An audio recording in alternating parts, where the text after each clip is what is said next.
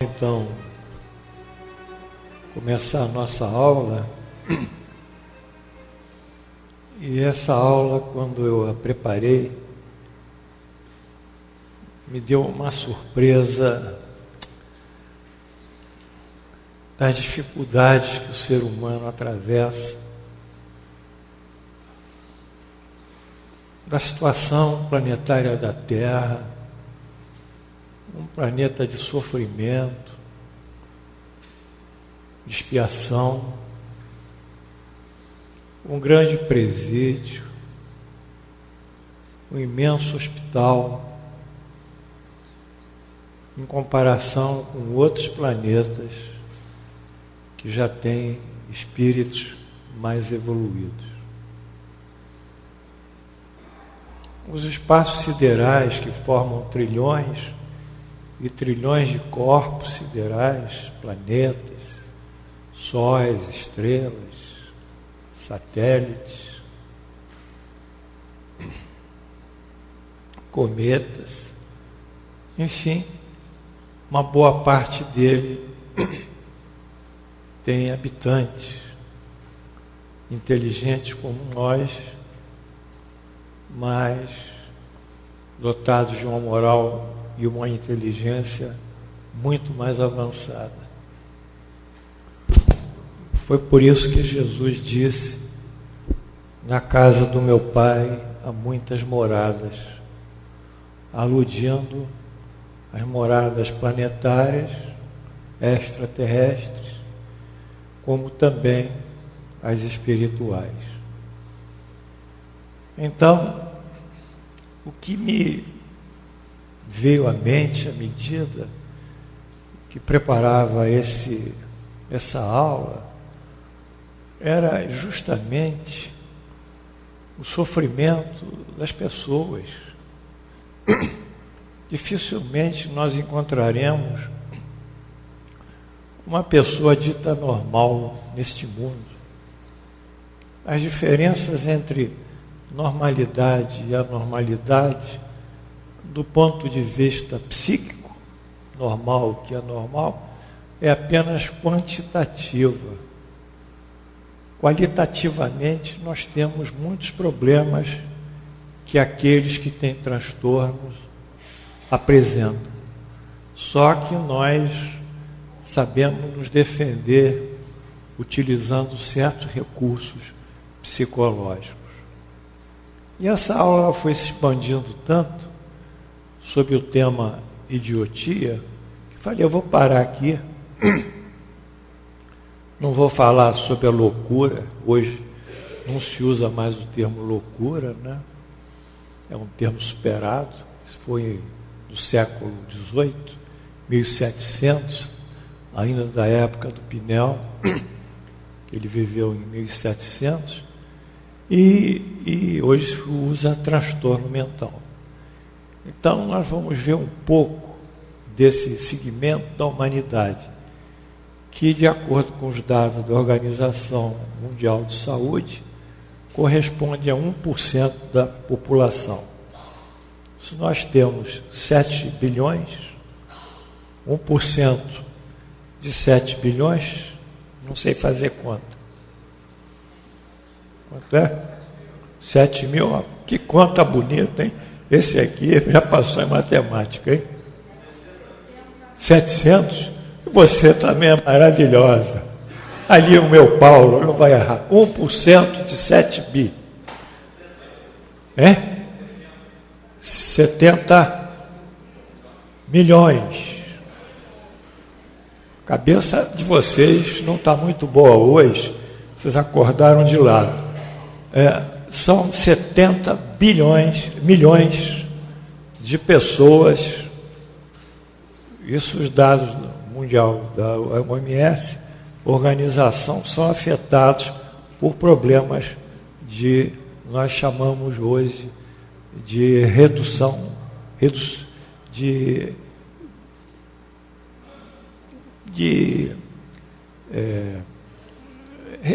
uma redução intelectual, depois a gente vai ver o termo certo. Enfim, são 70 milhões. quase tanto da metade da população do Brasil. Isso de uma doença. Se nós pegarmos as depressões vão ter uma incidência altíssima. Eu não sei quanto, que eu não fui ver lá, quanto a OMS tabula as depressões, mas deve ser pelo menos, no mínimo, são minimamente 15% da população. 15 a 20, é um negócio, 15, que seja 15. 15 de 7 vezes 5, 35, vão 3, 7 vezes 1, 7, 3, 10. 105 milhões. Não é? 10% são...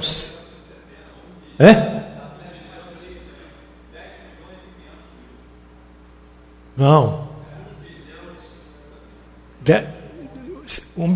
7 bilhões, 10%, 700 milhões. 10%, 700 milhões. 15% é metade ainda. Mais 350, 1 bilhão e 50 milhões. Bilhões. População da humanidade. Então, 1 bilhão de pessoas sofrem depressão. Então, a gente está vendo uma situação que a gente passa totalmente realista, aí, o pessoal do Fraterno. A gente vê o esforço que a gente faz. Né? A gente vê esse acidente agora de avião, piloto, né? Ele sabia que a carreira dele estava com os dias contados, porque ele sofria um problema de visão, tinha feito alguns tratamentos antidepressivos e, naturalmente, num outro exame psiquiátrico, dificilmente ele seria aprovado. Então, ele, levado por um impulso, que não é um impulso, são as forças, hein, Fraterno? As forças espirituais ignorantes forçam ele, vamos supor, temporariamente atuam sobre ele e levam aqueles indivíduos cujo karma também, a relação causa e efeito, indicava que todos tinham que falecer dessa maneira ou de uma maneira alternativa a essa. Então, isso não me deixou pessimista, mas me deixou realista. Que a gente tem que continuar trabalhando, sendo coerente, sendo honesto, justo, praticando o bem, enfim, seguindo aquilo que Jesus determinou. Então, vamos começar a aula, e a aula hoje também tem esses pontos de interesse. Por favor, Ave Maria.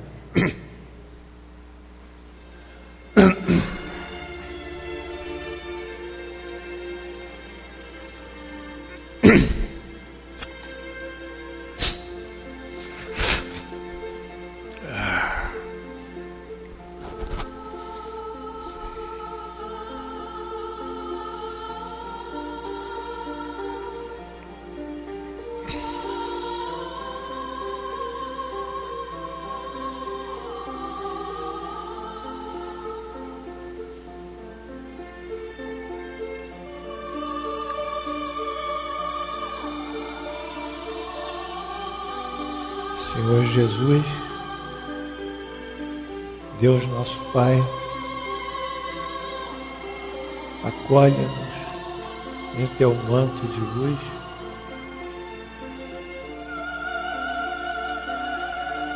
consolando-nos, esclarecendo-nos, dando discernimento,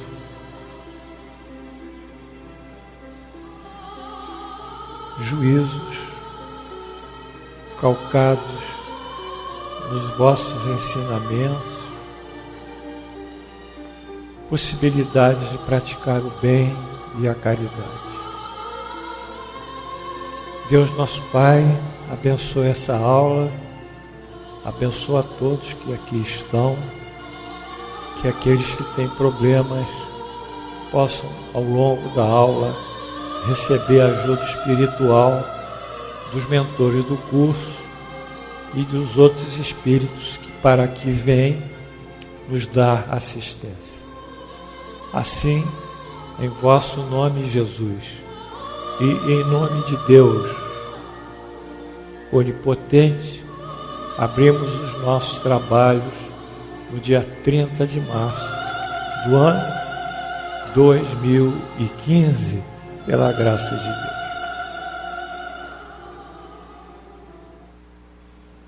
Deus.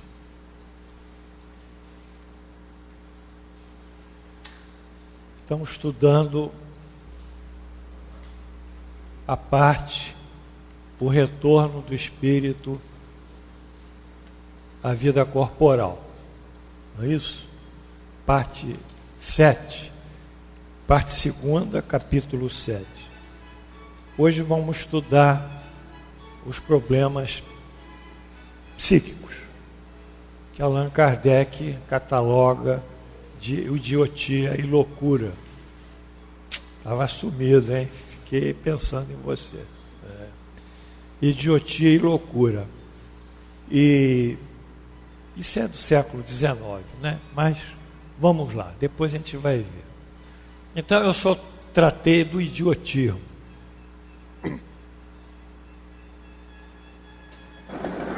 E essa linguagem é própria lá da época. Vocês me desculpem, tá? Há fundamento na opinião segundo a qual os cretinos e os idiotas teriam uma alma de natureza inferior. Então eles achavam às vezes que um sujeito débil mental teria uma alma inferior, né? A resposta, ela cai como uma luva. Eu queria que vocês me acompanhassem nisso. Não. Eles têm alma humana de natureza muitas vezes mais inteligentes do que pensais, mas que sofre com a insuficiência de meios de que dispõe para se comunicar, da mesma maneira que o mudo sofre por não poder falar. Acompanharam o raciocínio? Muito bem. Tira esse negócio aqui, essa lupa, meu amigo, que eu não preciso disso. Obrigado, vai ser promovido.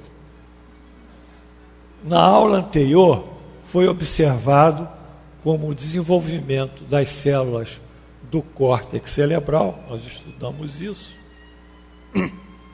os neurônios, sob as potências da inteligência e da vontade do espírito, desenvolve áreas mais extensas e com maior concentração de neurônios. Daí nascerem as habilidades para dado tipo de arte, de conhecimento científico e de esporte. Naturalmente, essa inteligência e essa vontade, o indivíduo, em diversas encarnações, ele foi um pesquisador. Quando ele reencarna, ele tem mecanismos facilitadores para voltar àquilo que ele fez em tantas encarnações, o músico, etc. Bem, o caminho inverso é habitualmente possível, ou seja, muito embora o espírito mantenha suas inteligências e vontade, o cérebro que dispõe, quando reencarna, apresenta fortes limitações no seu desenvolvimento morfológico e funcional, quer dizer, na forma e nas estruturas funcionais. Está claro isso? Ficou claro? Então o espírito não é um espírito idiota, às vezes é um gênio. Isso que doeu. mas doeu, bateu. Dentro daquele indivíduo que não sabe se comunicar, ali é um gênio. Mais inteligente que eu, que Valtinho, todos nós aqui às vezes. Muito mais. Qual o objetivo da providência ao criar seres infelizes como os cretinos e os idiotas? São espíritos em punições, que vivem em corpo de idiotas, eu diria no cérebro, né? Mas esses espíritos sofrem com constrangimento a que se encontram submetidos pela impossibilidade de manifestarem-se por meio de órgãos não desenvolvidos ou defeituosos. Leia-se, morfológica e funcionalmente incompetentes. Eles são constrangidos, ou seja, é o fenômeno expiatório que o grupo falei para o grupo fraterno, que nós estamos num grande presídio, num grande hospital. Não tem como. Olha para cá, é assim, olha para cá, é assim, lê o jornal, é assim, vê televisão assim, e a coisa circula assim. O sofrimento físico ou moral lhes advém quando da encarnação, e que se faz independentemente da sua vontade. Porque o que caracteriza a expiação é que o espírito sofre passivamente e tem plena consciência da dor física, psicológica ou moral, uma perda. Acompanha o sofrimento ao qual encontra-se irremediavelmente atado. O que caracteriza, vou voltar a dizer, a expiação é a impossibilidade de nós afastarmos lá. O cara está um cadeirante, não tem como evitar isso. O que caracteriza a prova são situações sedutoras para nós, de alguma maneira, dinheiro, poder, qualquer coisa, e que nós podemos rejeitar, então depende da nossa vontade. O que caracteriza a provação é que essa prova, às vezes, que a gente resiste, nos dá um sinal de sofrimento. Superar uma situação adversa, para nós, depende da nossa vontade, mas dá um certo sofrimento. E o que caracteriza a reparação é nós compensarmos o mal que fizemos, voluntariamente. São níveis diferentes, que vocês precisam aprender, que são meus alunos. Então, não tem como sair daqui ignorando isso. Mas expiação não depende de nós. Está claro? O sujeito sofreu uma diabetes. Então, vai ter que ter a diabetes. Está lá? Não é isso? Muito bem. Então, não é correto afirmar-se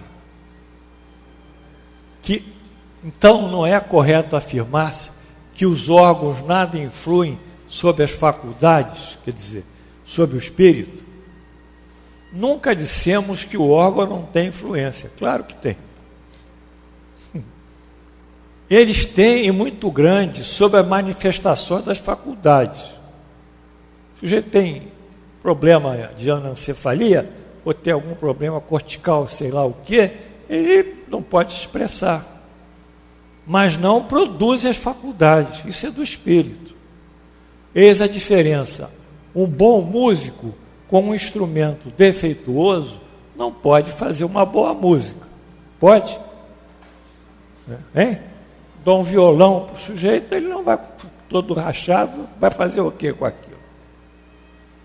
Não pode. O que não impede dele ser bom músico, se eu colocar para ele um bom violão ou um bom piano. Não é isso? Muito bem. As faculdades do espírito, no caso a inteligência e a vontade, devia ter posto aí, são inalienáveis e jamais retrocedem. Quer dizer, aquilo que nós adquirimos, nós jamais perderemos. Jamais perderemos. Por isso que a gente tem que fazer esse esforço para melhorar e aprender. Jamais, além de perder, jamais retroagiremos. Estou falando como espírito, e não como encarnado, porque encarnado está submetido ao corpo. É isso que o espírito comunicante esclarece. A faculdade é a mesma, no caso a inteligência. O instrumento é defeituoso, o cérebro. Ficou clara essa primeira puxada para vocês? Ficou clara a diferença? Expiação, prova, aprovação, reparação?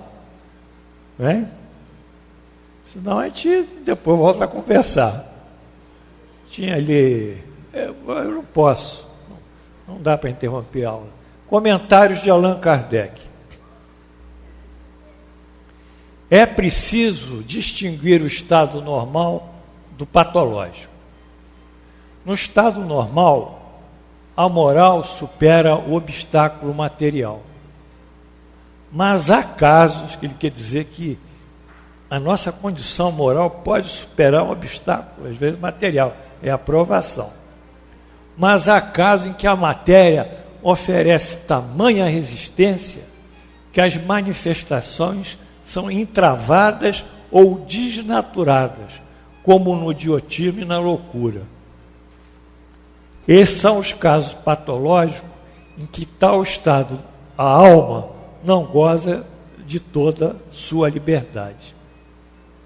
A própria lei humana isenta a alma nesses casos de responsabilidade. Vamos ver lá o que a gente pegou nos códigos. Código Penal, artigo 26. É isento de pena o agente que, por doença mental, hoje a gente não usa mais esse termo, mas eles são advogados, né? Usamos transtorno, ou desenvolvimento mental incompleto ou retardado, nós usamos retardamento mental, era ao tempo da ação ou omissão inteiramente incapaz de entender o caráter ilícito do fato ou determinar-se de acordo com esse entendimento. Ficou claro? A lei isenta. Estão sob a imputabilidade. Que nome complicado. Não são inimputáveis. Porra, dobra a língua. Porra. Código Civil, artigo 5, refere aos que são absolutamente incapazes. Esses são absolutamente. Os menores de 16 anos, agora fica uma dúvida para mim, eles votam aos 16 anos ou aos 18? Pois é, então você vê, eu vou beber água aqui para poder engolir isso. Dá licença? Fraterno, eu vou ter que engolir isso. O que é que os políticos fazem?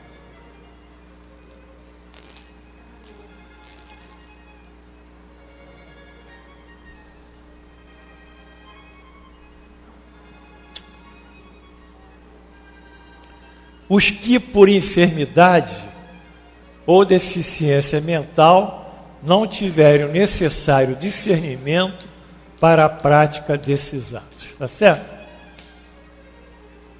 Então, se eu tiver um sujeito que quebrou o carro do outro, num surto psicótico, eu sou advogado dele, eu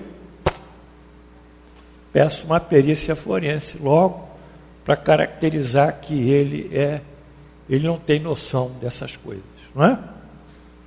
Ele precisa de tratamento e não prisão.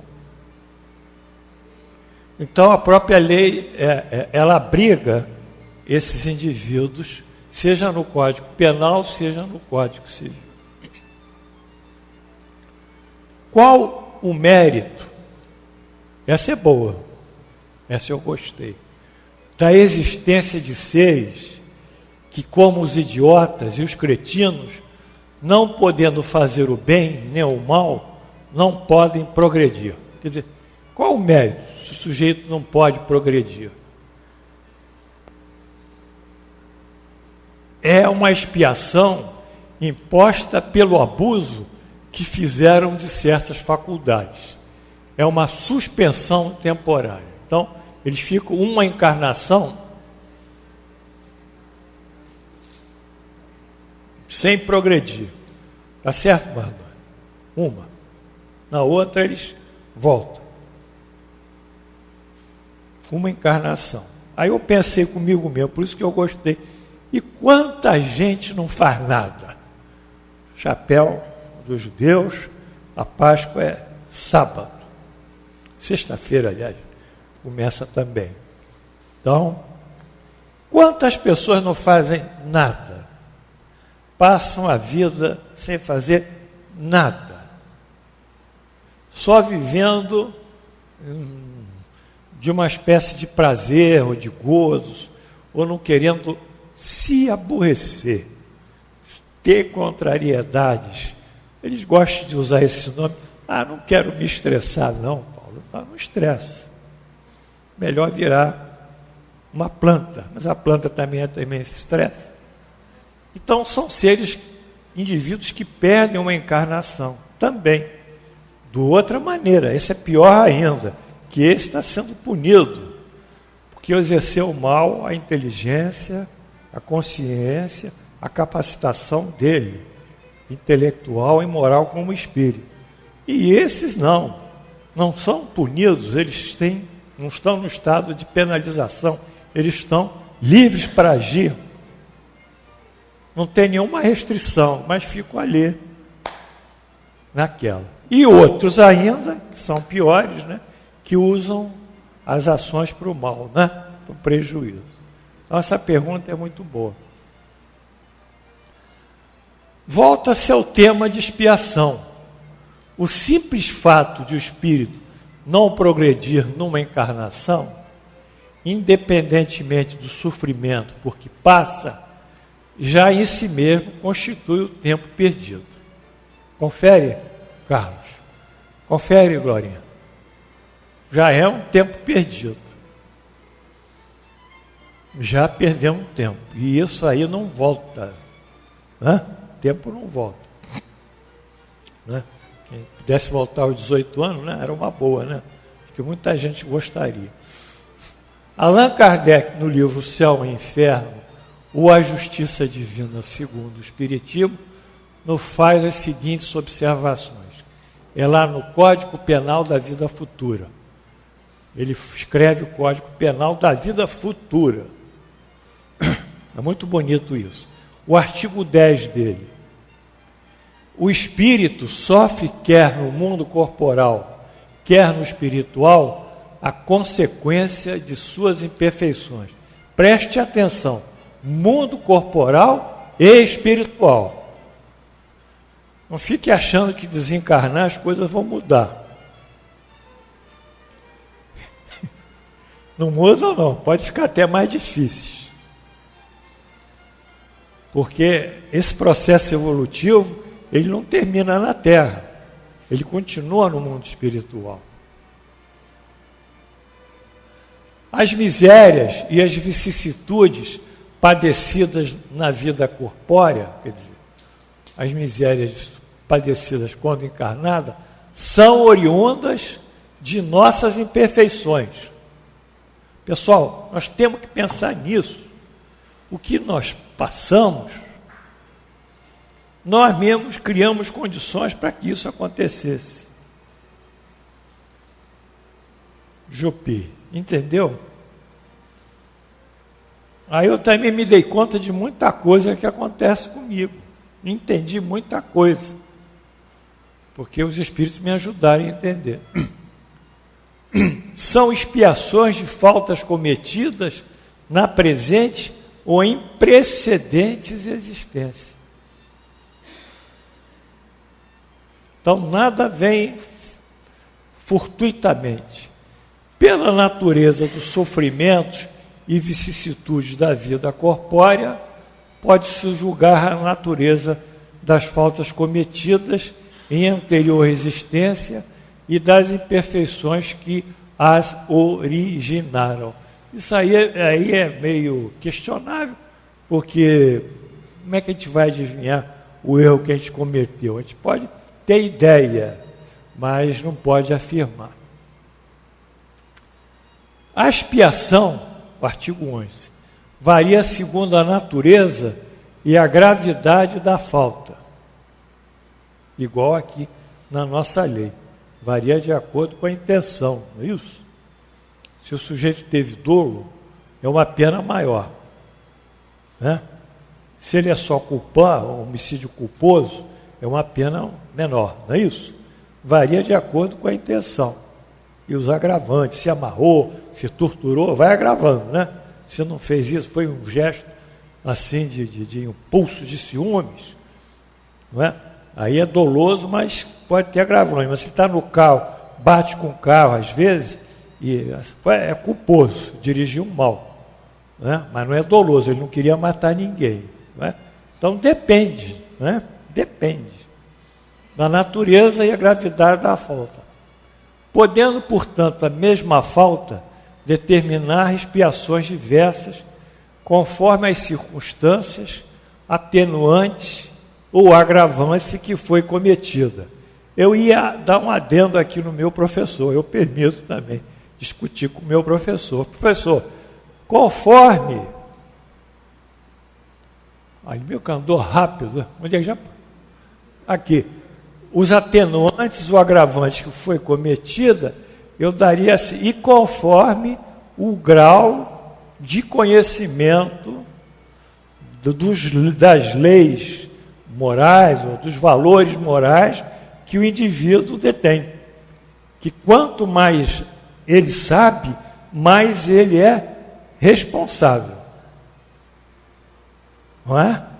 Aí faltou alguma coisa. Pode ser que outro artigo diga isso. Ele não falha, não. Isso aí não falhou, não.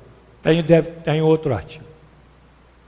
Portanto, um corpo de um idiota pode encerrar um espírito de um homem de gênio numa existência anterior. Aí Allan Kardec continua batendo no espírito comunicante. Ele é teimoso, cara. Allan Kardec não dizia. Ele quer a confirmação. Aí vem a resposta. Sim, às vezes o gênio se torna uma desgraça quando dele abusa. Quer dizer, o cientista, né, é uma desgraça para a humanidade, quando abusa, né, do que ele sabe da física, por exemplo. Não é isso? A linha de pensamento do espírito comunicante segue perfeitamente a lei da causa e efeito. O espírito utiliza sua inteligência para o mal. Por exemplo, um espírito... Esses filmes da televisão com efeitos especiais, porque a televisão hoje só tem efeito especial, não tem artista. Cinema. Espera aí, vamos ver o Arte 1, quem tem canal, cabo. Vê lá Arte 1, é artista. Vai ver a Globo, é o Globo. Mas, por favor, efeito especial, explosão, bomba, aquelas coisas. Então, mas a lei da causa e efeito. O espírito utiliza a sua inteligência para o mal. É um gênio. Confere, Marlon. Ou não? Cria armas mortais. Vamos criar aqui uma arma mortal. Vamos cultivar, vamos semear aqui umas bactérias aqui, selecionar umas bactérias. Guerra bacteriológica. Vamos, um gás. Que tal um gás? Não é? Né? Lá no Holocausto, né? Viu um gás, né? Que o sujeito não sentia e rapidinho morria, né? E como político, governa, pois, para a pobreza e a guerra. Tornar-se-á óbvio, na nova encarnação, ter sua inteligência bloqueada por um cérebro mal formado, talvez até uma porção delas. Comentários do professor Kardec. Nem sempre a superioridade moral guarda proporção com a superioridade intelectual. Isso nós vimos aqui. Desenvolvimento moral, desenvolvimento intelectual. Numa encarnação desenvolve mais a parte moral, em outra a parte mais intelectual. Vai assim, né? Isso a gente viu, não é? E os grandes gênios estão sujeitos à grande expiação. Por quê? Porque não tem moral. 99% dos cientistas são ateus. Não é isso? O grande criador do Big Bang, o Stephen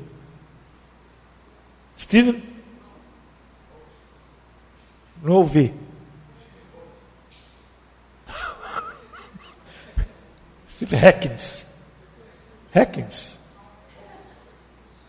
O Stephen Hawking, criador do Big Bang, um tremendo cientista que está com esclerose progressiva, né?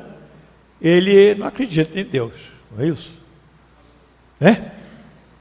Ele falou, não é? E vão andando, os cientistas, não acreditam em Deus. Deus não existe para eles. Tudo bem, isso é com eles. Bom, mas ele usou a inteligência dele para um lado bom. Não foi? Criou aí uma série de teorias e foram comprovadas. Outros cientistas também, né? Não precisa acreditar em Deus, precisa fazer o bem, né? Mas outros não, vão ao contrário. Então, frequentemente para eles, há uma existência anterior às que tiveram vivido, é uma causa de sofrimento. Os entraves que o espírito experimenta em suas manifestações são para ele espécie de cadeias que constrangem o homem fisicamente forte. Pode-se dizer que os cretinos são os estropiados do cérebro, como o coxo é o das pernas, e o cego da visão. Isso aí é Allan Kardec que fala isso no livro, parece que é o Céu e o Inferno. No estado de espírito livre, o idiota tem consciência do seu estado mental? O que vocês acham? Claro que tem. Ele não está mais constrangido ao cérebro que ele tem, né? Claro que tem. Sim, com muita frequência. Compreende que as cadeias que o constrangem, o seu voo, são uma prova, uma expiação. Muito bem. Quando estudou-se o tema percepções, sensações e sofrimento dos espíritos, observou-se que, liberto do corpo, o espírito apresenta grau de ideação e percepção e outras funções de relacionamento extremamente ampla e dilatada. Pode, inclusive, comunicar-se telepaticamente. Você isso aqui, tá? Digitou errado. Coitado do espírito. Já está boa. Telepaticamente.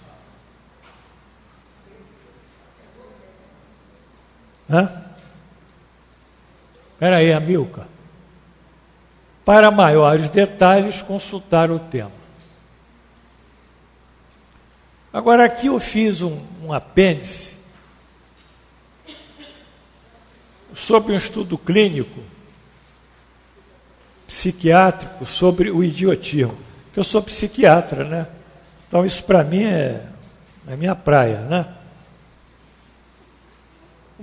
Mas eu estou tentando dar uma ideia, o que a psiquiatria acha isso hoje, já que o espiritismo já definiu a posição dele, né? Vocês concordam comigo? O Fábio chegou tarde, você concorda, Fábio? Pô, chegou tarde, não entendeu nada, como é que concorda? Bom, mas é esperto. Então alguém deu cola para você aí. Bom, vamos ver o que a gente acha hoje sobre o idiotismo do ponto de vista psiquiátrico. Você também está envolvido nisso. Eu estou metido, tem muita gente metida com essas coisas. Até o século XVIII, o termo idiotismo englobava tudo o que se chamava de problemas deficitários. Coube ao médico francês Esquirol fazer a primeira distinção entre demência e retardo mental. Era tudo demente. Não é? E no século XVIII, os indivíduos que tinham transtorno mental eram acorrentados e presos, e submetidos aos tratamentos mais absurdos. Coube a Pinel ainda, sob os influxos da Revolução Francesa, que nascia, quebrar as correntes que amarravam esses indivíduos e dar-lhes a liberdade. Philippe Pinel, contemporâneo da Revolução Francesa. O retardo mental é definido de modo clínico e prático como o desenvolvimento mental retardado, daí retardo, incompleto ou anormal, presente no nascimento, no começo da infância e principalmente caracterizado por uma inteligência limitada. O eixo do diagnóstico do retardo mental é a... Me acompanham? Aí? Não estou ouvindo bem? A inteligência. Então, essa inteligência ela vai sofrer diversos graus de restrição. Muito bem. Então, nós classificamos ele como retardo mental leve, mental moderado, não sai daí não, amigo, mental grave e mental profundo. Quando eu dou de cara com essa classificação, eu fico triste. Sabe por quê? Porque as ciências psicológicas, como a psiquiatria, elas não têm ainda números, elas não têm dados objetivos, como um exame de imagem que eu faço, como clínico, para ver se o sujeito está com pneumonia, peço uma tomografia de tórax, para ver se tem velamento, se algum lobo, se tem febre, eu vejo, examino ele, se escarrou um pouco de sangue, peço um hemograma para ver se ele tem alteração, tem sinais de inflamação no hemograma.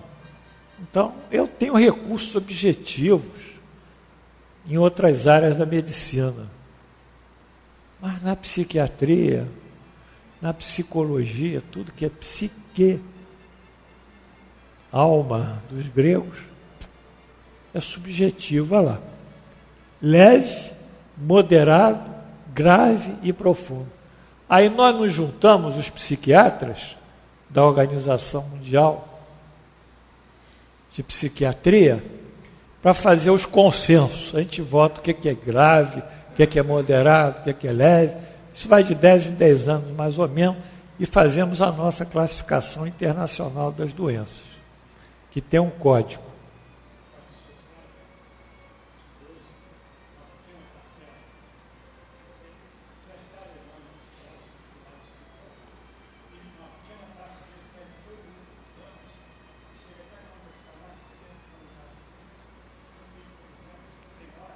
Sim, mas isso aí não é academia. Você está falando, isso não está lá na faculdade, não.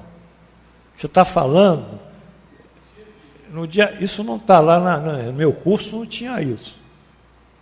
A parte espiritual no meu curso não tem. Não, espera aí. Eu vou falar em doutrina, não dá para fugir das coisas. Eu não posso falar em exceção, é doutrina hoje. Então isso aí é assim.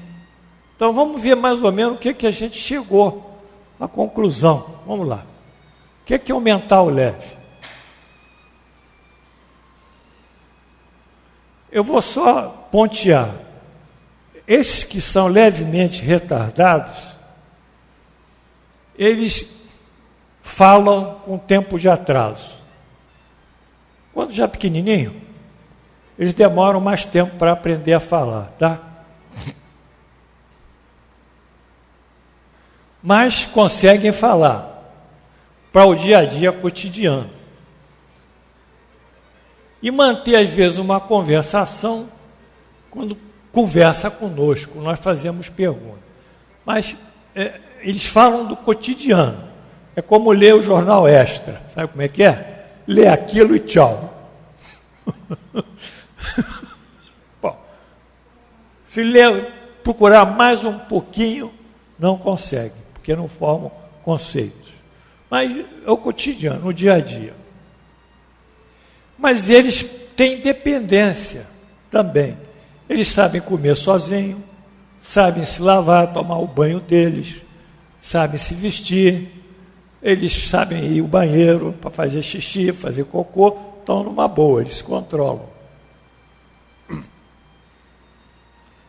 E podem ter certas habilidades práticas, domésticas, uma regra geral que são manuais, fazer limpeza, ser office boy e tal, vai lá, leva e traz as coisas no banco, leva o negócio para pagar no banco, faz aquelas coisinhas direitinho. Bom, mas tudo isso é mais lento que o normal. Quando você fala, fulano, eu tinha um desses trabalhar comigo, vai ao banco fazer isso. Sim, senhor. Chegava lá, trocava tudo. Aí eu já sabia que tinha que levar o cara com jeito, né? Falei, mandei o Bradesco, você foi à Caixa, como é que é? Ah, me esqueci. Sempre o negócio esqueceu. Tá bem, é assim mesmo. Mas as dificuldades vão aparecer aonde? No trabalho escolar. Na escola. Aí que começa. Na escola começa a aparecer. E muitos apresentam problemas específicos de leitura e escrita. Muito bem. Então, esse é o leve aqui. Mas eles, inclusive, sabem, esse mental leve, eles conseguem até fazer as contas direitinho, sabe? As contas, sabem dividir, sabem somar, sabem escrever direitinho, mas não vão mais além. Ali parou. Né? Esse é o leve, porque a inteligência deles não permite eles mais além. Não a inteligência, o organismo, o cérebro dele também. Esses são classificados por nós como debilidade mental, vamos, Amilcar, subnormalidade mental leve e oligofrenia leve. Oligos é pouco e freno cérebro. É um cérebro pequeno, né? Etimologicamente falando. O mental moderado, eles estão todos na categoria aqui dos leves. Tem tudo.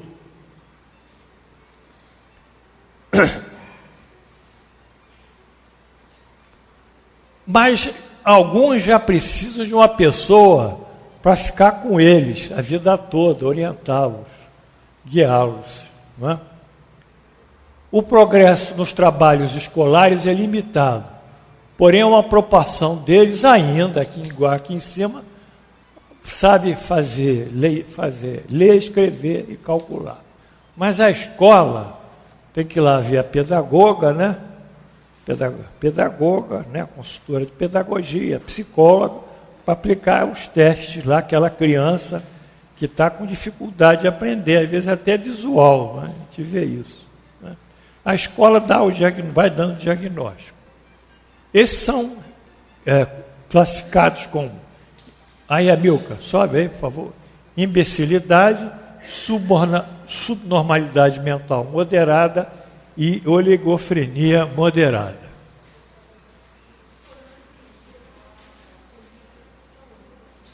Óligo é pouco. Freno cérebro, pouco. Etimologicamente, é um cérebro que é pequeno, mas não é pequeno, ele é um cérebro deficitário, né? Retardado. O mental grave.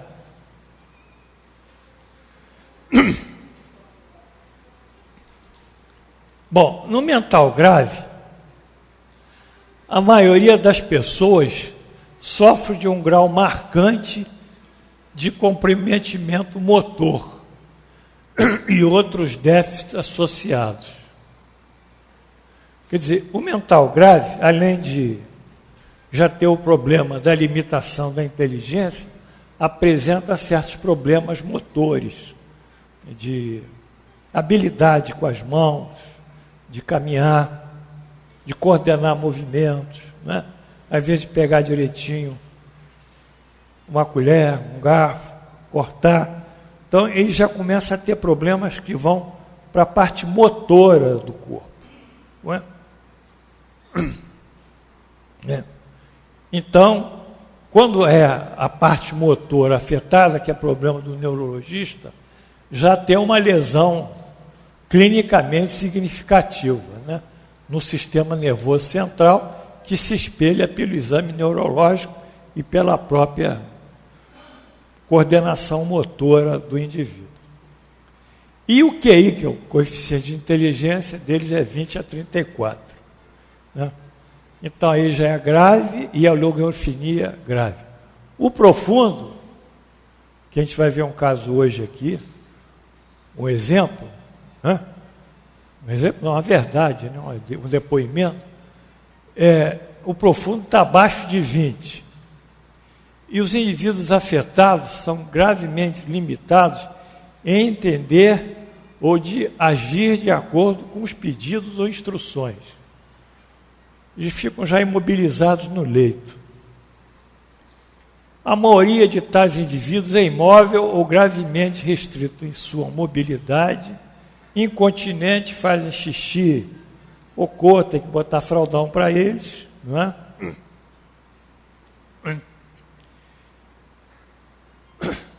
E as comunicações deles são muito lacônicas, sim, não, frases muito curtinhas. Eles não conseguem tomar conta deles próprios.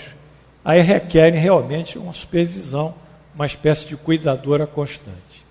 E o QI deles está abaixo de 20. Aí é mental profundo ou ligofrenia profunda. Ficou mais ou menos claro isso? Queria saber. Essa classificação é uma classificação que não é em números, não são em centímetros. A física dá em centímetros. A química dá em gramas ou microgramas. Eles têm número. As ciências exatas têm número. A minha, coitada, não tem número. Então, é um consenso. É o que a clínica vai afirmando. A gente reúne tudo isso que a clínica nos trouxe e faz a classificação. Mas não é perfeita, espera aí. Nem todos os psiquiatras são, né, estão bem formados, né, para entender isso. O negócio complica. Bom, as anormalidades. Essas anormalidades aqui, que são os cromossomos, a gente tem 26 vezes 12 dá 23 vezes 2, 46. Nós temos 46 cromossomos, são uns xizinhos assim, 23 do pai e 23 da mãe, não é? 23 vem do espermatozoide, 23 vem do óvulo, né? Aí eles pareiam, eles são formados de genes.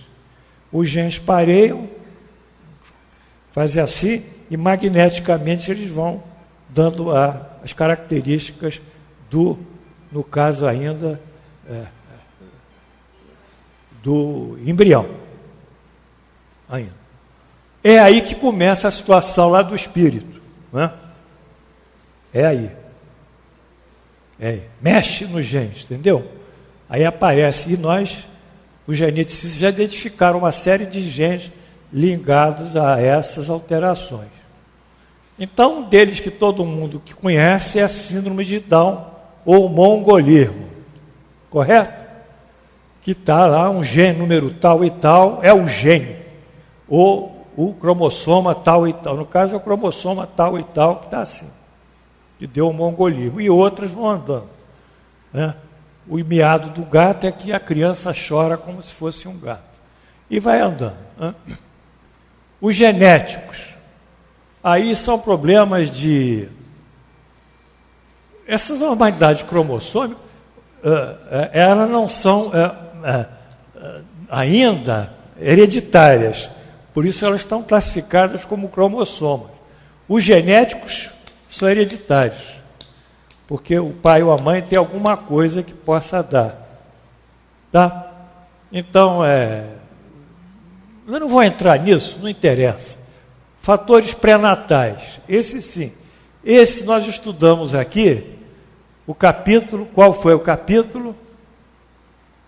Capítulo Concepção, da volta do espírito à vida corporal, que o ser se inicia no momento da concepção, é o óvulo e o espermatozoide. E vimos isso. Mas se a mãe não tem uma assistência pré-natal, antes do nascimento, boa, e às vezes não pode nem engravidar, coitada, não existe isso, isso seria a tarefa do SUS, nós não lemos lá todo o SUS aqui, eu li isso tudo, está tudo em apostila, né? Está tudo lá, tarefa foi Fernando Henrique que fez isso ainda lá, isso não existe, mas devia existir. Então, sífilis, tem que fazer um exame de sífilis, era comum antigamente, é muito fácil o exame, é um exame imunológico, identifica às vezes também o treponema, que é responsável pela sífilis. A rubéola na gravidez é isso, tem que ter muito cuidado. Um vírus que entra dentro da célula é o citomegalia.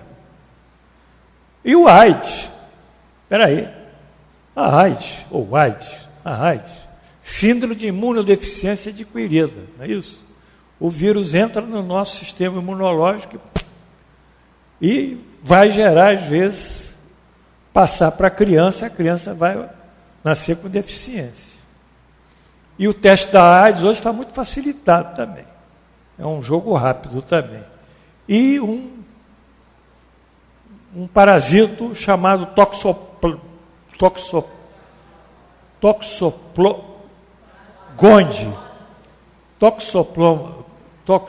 esqueci.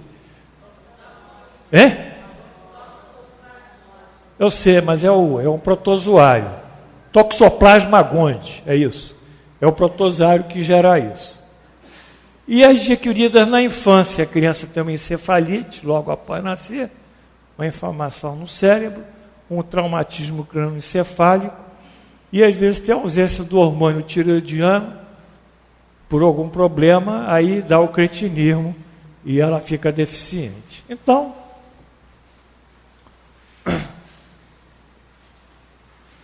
vocês estão gostando agora? Agora voltamos à nossa praia. O fraterno voltou comigo à nossa praia. Olha a balança lá. Olha a balança, pessoal. Transgressão das leis divinas.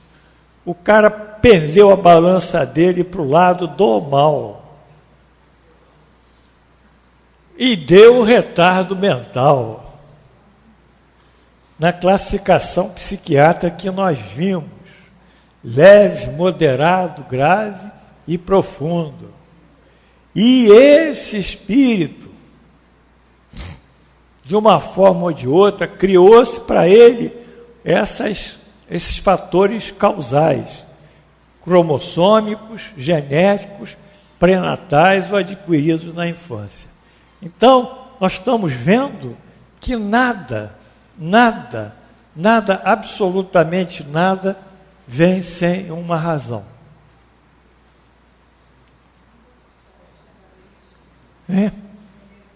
Então, cada um tem que mergulhar dentro de si, e eu mergulhei dentro de mim e vi muita coisa que justifica certas situações que eu passo, honestamente. E agradecer a Deus de ter tido essa consciência, esse insight, essa visão interior. Então, aconselho a vocês, Pena chegou agora, né? Aconselho a vocês a mergulharem dentro de vocês, em vez de ficar se queixando. Mergulhar dentro de vocês, queixar da marido, da mulher, dos filhos, aquele blá blá blá de sempre, que a gente já está cansado de ouvir, fofoca daqui, fofoca dali, que não vale nada, mergulhar e ver realmente, pelo mergulho, o que está acontecendo com vocês. Porque esse acontecer com vocês, são esses fatos ali da balança que produziram. E procurar trabalhar para minimizar isso.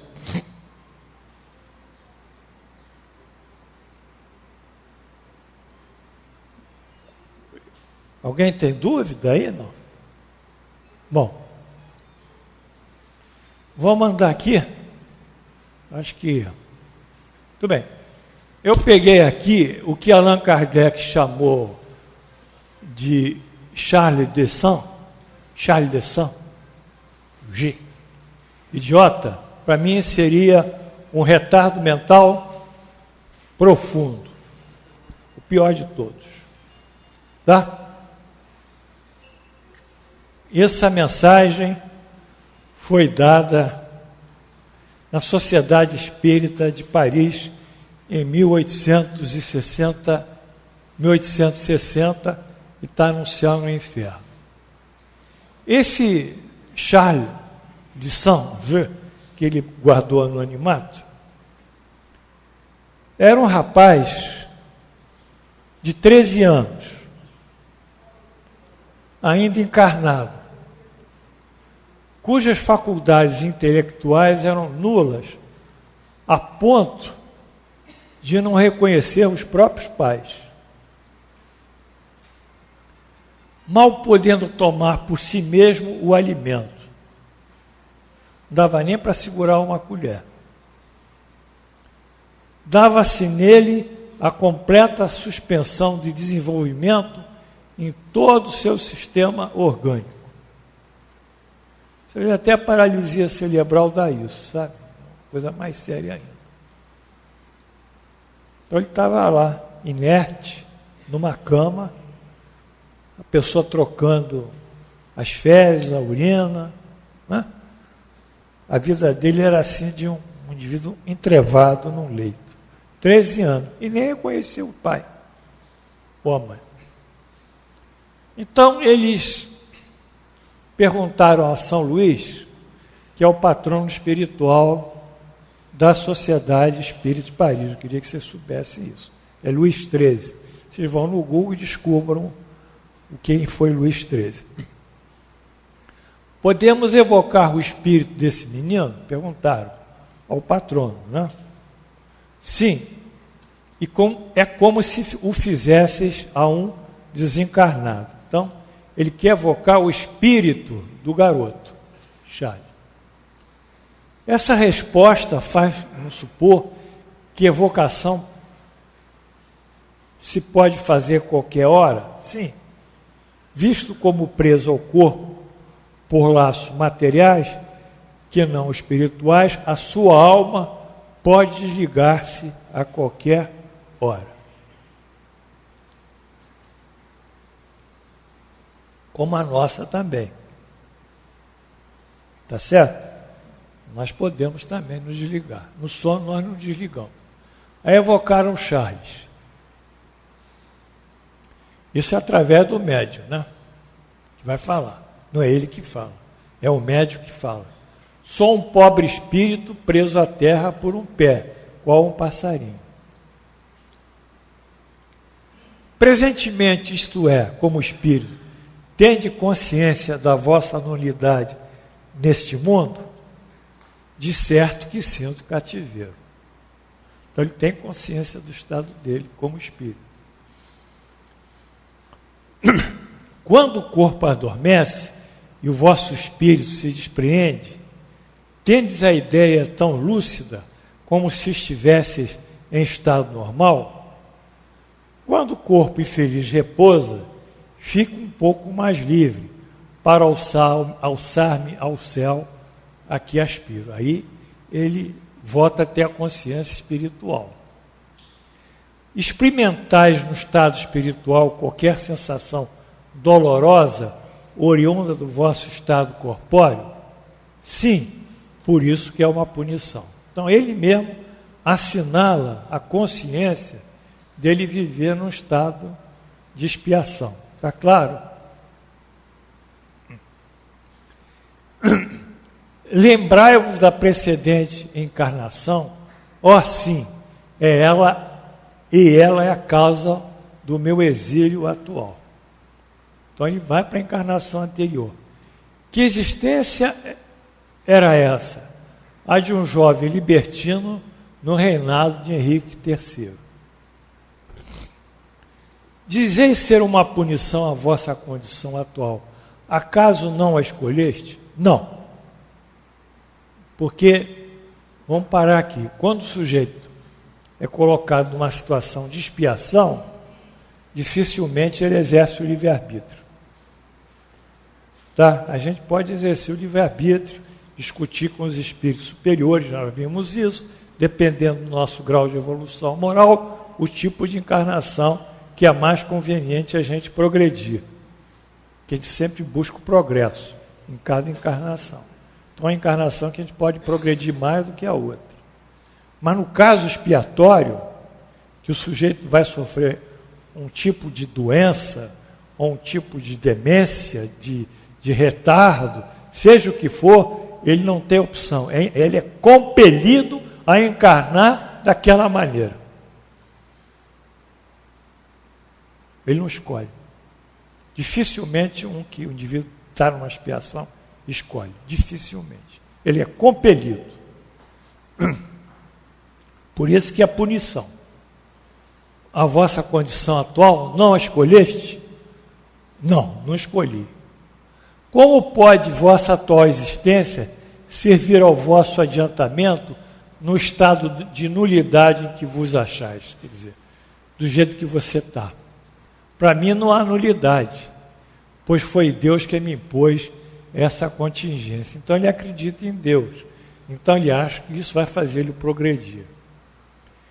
Podeis prever o tempo de duração da existência atual? Não. Porém, mais ano, menos ano, reentrarei na minha pátria, quer dizer, voltarei ao mundo espiritual.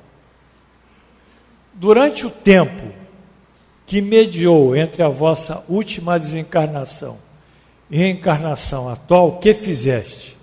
Deus encarcerou-me logo. Eu era um espírito leviano. Olha só, vocês estão descobrindo outras coisas também, e eu também. Ele desencarnou e reencarnou. Desencarnou e reencarnou. Ele não teve tempo para ficar no mundo espiritual. Porque essa encarnação expiatória para ele ia ser uma punição, uma expiação, mas ia reabilitá-lo do que ele fez lá, que foi um espírito leviano, nem sei que leviandade ele fez, cometeu. Isso não compete a nós. Mas ele entrou e saiu. Ou melhor, saiu e voltou, né? A carne. Deus encarcerou-me logo.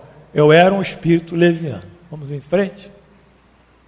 Tendes, quando acordado, a consciência do que se passa, apesar da imperfeição dos vossos órgãos? Olha o drama dele. Vejo e ouço, mas meu corpo nada vê nem percebe. Ele vê como espírito e ouve como espírito, mas ele não pode comunicar isso ao cérebro dele, para o cérebro dele usar a área da fala ou a área da audição. Ele está trancado, está preso, tem consciência da situação que ele vive, mas não pode se manifestar. Podemos fazer algo de proveitoso para vós? Nada, na cabeça dele. Aí eles perguntam a São Luís, em se tratando de espírito encarnado, as preces têm a mesma eficácia que para os desencarnados? As preces, além de sempre úteis, agradam a Deus. No caso desse espírito, elas de nada lhe servem imediatamente. Porém, mais tarde, Deus lhe lhas levará em conta.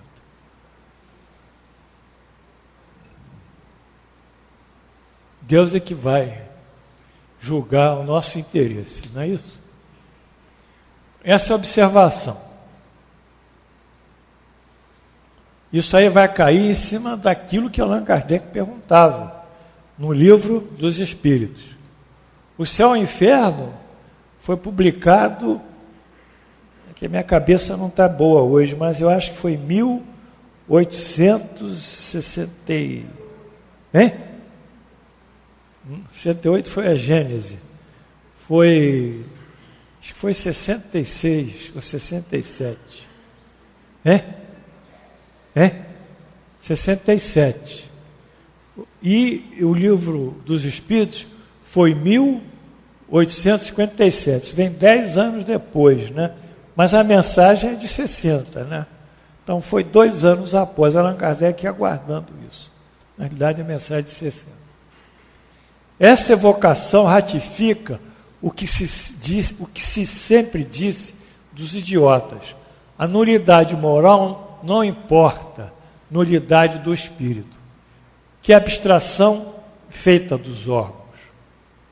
Goza de todas as suas faculdades. Ele goza.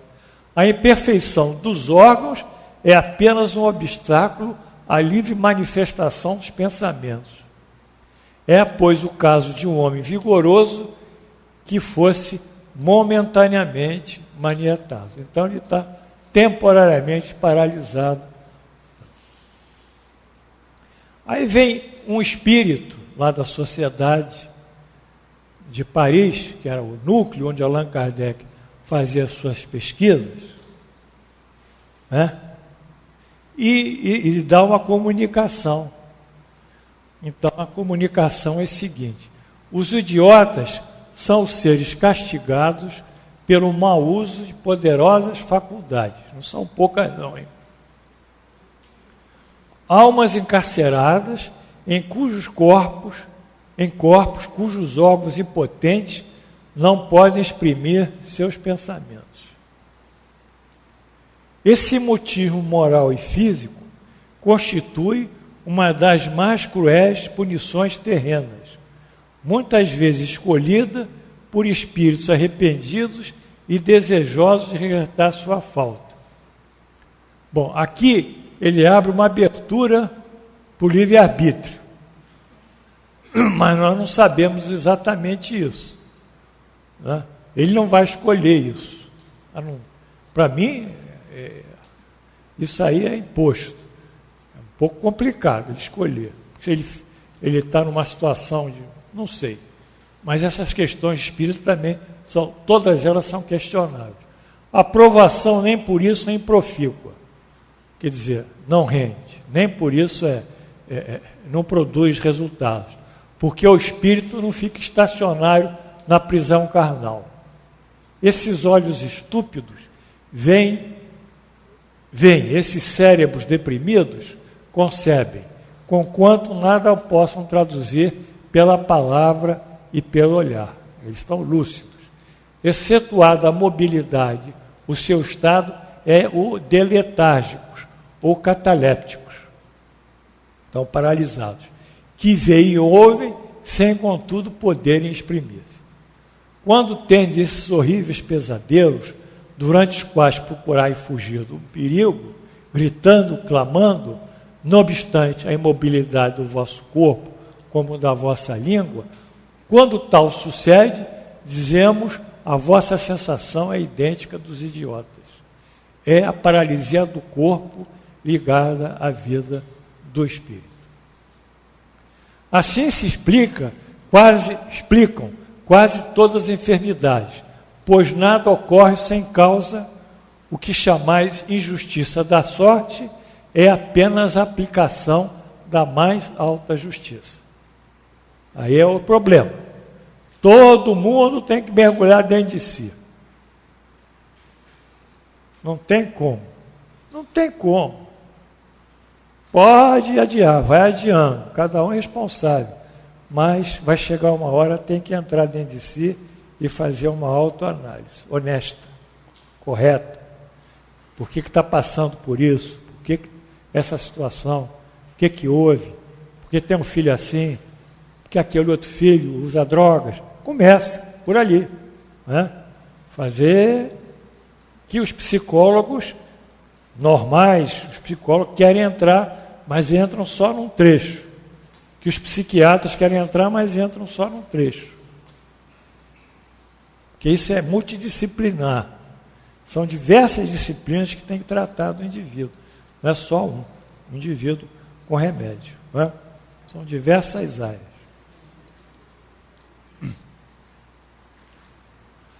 A loucura também é punição ao abuso das mais elevadas faculdades. É um abuso. O louco tem duas personalidades, a que delira e a que tem consciência dos seus atos sem poder guiá-lo. Ele quer fazer aquilo, mas não consegue. Mas ele sabe que é aquilo. Ele quer fazer aquilo, mas não consegue. Pierre Juti, quase parente de você, Japi, pai do médico, deve ser seu primo. Bem, eu acho que terminou, né? Aí a bibliografia. Papel. É aqui. Pessoal, eu trouxe uma poesia que eu fiz, que vocês vão levar para casa. Depois a Glorinha vai entregar a vocês. Essa poesia eu dediquei a um amigo meu. Mas eu queria muito que vocês lessem, relessem e procurassem entender o significado dela. Bota a Ave Maria baixinho.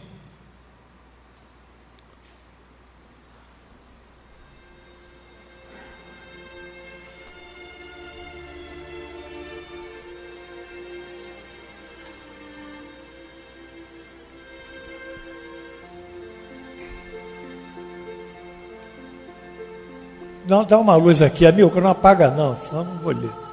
Deixa a tela aberta, amigo, por favor.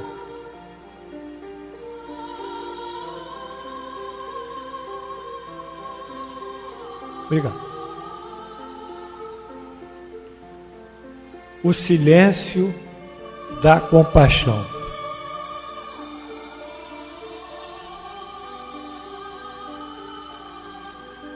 Por trás do grito de revolta, por trás da ira e da cólera, que transfiguram e deformam a face, por trás do abismo do isolamento, há um ser em sofrimento, angústia e dor. Quando, por momento de felicidade, nossa sensibilidade torna-se mais fina, penetramos neste mundo em turbulência.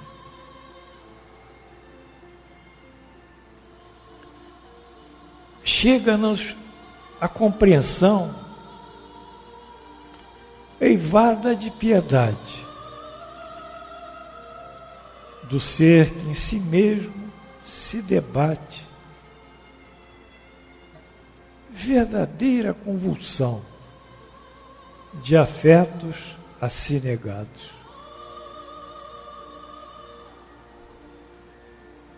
Afetos a si negados. Então, a mal falarmos do que tempestuosamente nos agride, pousamos nossa tranquilidade, que é da nossa consciência, por termos visualizado o fogo que ali nele queima, assoda, infelicita em sua malfadada dor.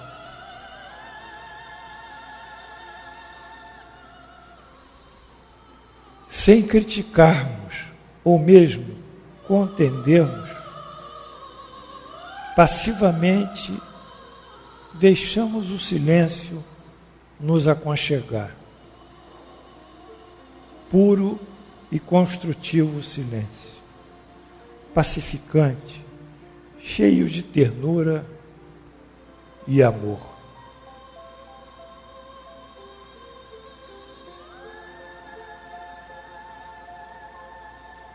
O tempo das chamas, por si próprio, se extingue. A mãe natureza ensina.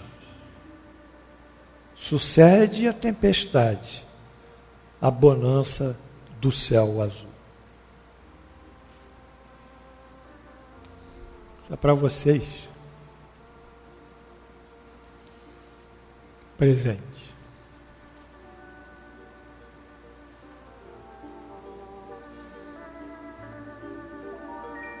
Agora vou fazer Ave Maria, depois vocês apanham. O título é O Silêncio da Compaixão.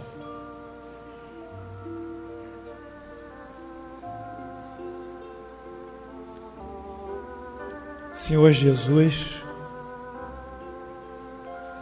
é essa compaixão que celebramos hoje, quando estudamos a doença, às vezes imobilizante, motora, psicológica, intelectualmente, à luz da vossa justiça divina. Somos um planeta doente, porque os habitantes que aqui vivem são todos doentes. Areiam aqui e ali algum ou outro que tenha a graça de vos conhecer e saber de vós. Mas, embora saibamos as nossas limitações, em parte, a piedade não nos falta, nem a compaixão, nem a misericórdia, nem a tolerância, e nem, sobretudo, o amor a tudo que criaste, da natureza aos vossos filhos, nossos irmãos. Por isso, Senhor, ao vermos um mendigo debaixo da marquise, enrolado num cobertor sujo, ele que não se banha há meses, quiçá anos, a compaixão deve ser assinalada em nosso coração. Ao pararmos o nosso carro no trânsito e chegar um menino, só com uma bermuda, inclusive sem cueca, descalço, e jogar ali um esguicho no nosso para-brisa e começar a querer lavar o para-brisa, nós temos que ter compaixão. Ao vermos os presidiários revoltosos e revoltados, litigando em suas prisões, ao vermos tantas desgraças, tantas doenças, tantos horrores, tantas tragédias, tantos desamores, apliquemos a compaixão. Porque foi Jesus que nos disse: bem-aventurados os misericordiosos, porque receberão a misericórdia. E na hora de litigarmos, lembremos de Jesus. Bem-aventurados os mansos, porque herdarão a terra. Bem-aventurados os pacíficos, porque serão chamados filhos de Deus. O que temos que fazer ao vermos essas criaturas como hoje estudamos, com paralisia cerebral, num quadro de retardo profundo, até outros que tartamudeiam, hesitam, é nos apiedarmos e cumprirmos o nosso papel de solidariedade para com as suas provas e expiações. E não como muitas pessoas dizem, lamentavelmente, isso é o karma, é a justiça divina, ele fez, é o karma, como nós vemos às vezes, quando vem pessoas ao centro, ou colegas nossos que adoecem gravemente. Não julgueis para não serdes julgados, pois na mesma medida que julgardes, sereis julgados. A compaixão, a água fria no fogo que queima mata. A compaixão é o vento brando que sibila, afastando o calor do dia. A compaixão é a chuva fina que cai sobre a terra seca, esturricada, para criar a vida novamente no seu seio. Meus irmãos e amigos, que nós possamos sair dessa aula hoje imbuídos desses sentimentos tão belos e profundos, porque eles nos tranquilizarão frente àqueles que querem contender conosco, que querem se opor a nós. Fiquemos em paz. Sigamos o que Jesus disse: eu me vou, mas vos deixo a minha paz. Aproxima-se um momento importante para nós. O momento em que Jesus ressurreto, não o Jesus da cruz, que esse desconhecemos, mas o Jesus ressurreto, o Jesus em espírito pleno, luminoso, estará conosco a partir desses dias. Celebramos não o seu sofrimento dramatizado de uma forma tão piegas e vulgar pelas religiões, mas o Jesus imortal que está sempre ao nosso lado para nos guiar no caminho do bem e da caridade redentora. Que Deus, pois, nos abençoe os irmãos que aqui se encontram, suas famílias, seus amigos, parentes, aqueles que eles mentalizam aqui. Abençoa a nossa irmã Ângela Vieira, que ela possa ser bem assistida pelos médicos ou pela equipe médica. Abençoa a Marisol Augusto Seabra Silva, colega nossa, na sua dependência. Tira